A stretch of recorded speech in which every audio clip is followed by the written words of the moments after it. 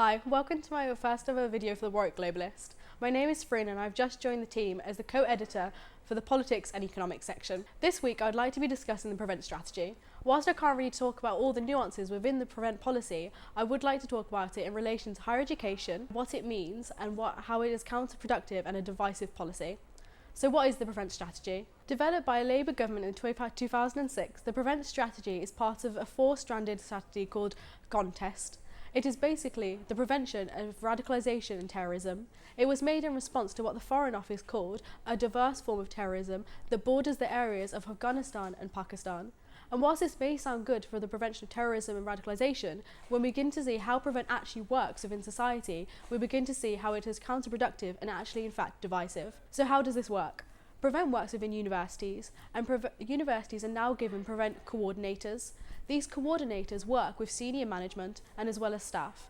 Staff are now trained by these Prevent coordinators to spot the signs of radicalisation. This includes, but is not limited to, becoming withdrawn, becoming depressed, taking interest in politics, taking interest in your studies, and dressing more modestly.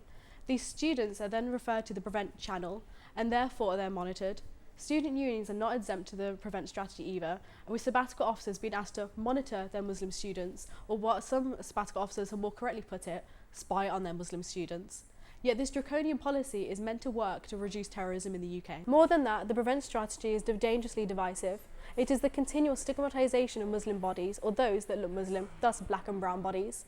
Muslims are not innocent until proven guilty within the Prevent strategy, but we are guilty for even becoming withdrawn, for taking interest in our studies, or for even wearing a certain type of clothing. When we get to the very root of this policy, it is nothing more than state-led racial profiling. And what is this division for? I argue nothing. The Prevent channel has not actually proven any forms of terrorism, and we have seen a child aged 11 being referred to the Prevent channel for spelling terrorist wrong, a living wage campaigner being monitored by the police, and 3 Muslim students being suspended from their studies simply for questioning the Prevent programme itself. In fact, in the cases of terrorism that actually could have been helped with, it failed. Do you remember Alex Davis? Alex Davis was a first-year philosophy student, but he's also co-founder of the National Action. National Action is a fascist group that, in his own words, he described as like the BNP but more radical. Yet the Prevent strategy never picked up on Alex Davis's behaviour. It did not pick up on the fact that he was using the campus to spread his message of hate. It did not pick up that he was recruiting vulnerable students. But should we actually be surprised? The Prevent strategy in 2011 underwent a review. Yeah, we only see the word right-wing appear once in the policy document, but we see the word Muslim appear 20 times and the word Islam appear 10 times. This is why I believe this is a policy that is counterproductive and divides the student body. As Hechem Yazan within The Guardian said, it discourages those who should be fighting extremism. Within the Prevent strategy, students are afraid to even talk about extremism without being referred to the channel themselves. This is not what a national strategy for counter-terrorism should look like, and this is why I believe it should be resisted and opposed. I'm Safrina. This has been a Warwick Globalist special on the Prevent strategy.